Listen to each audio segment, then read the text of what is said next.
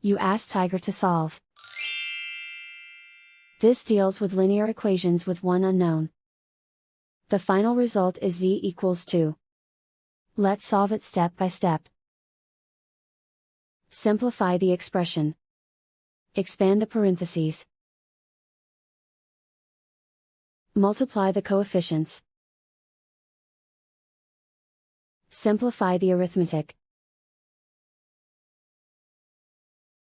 Group all constants on the right side of the equation.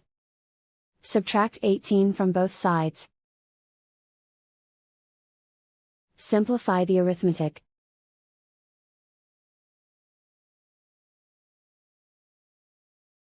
Isolate the z. Divide both sides by 8. Simplify the fraction.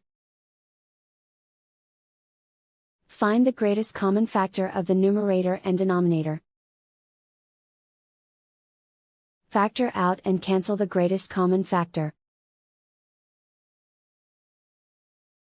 And so the final result is z equals 2.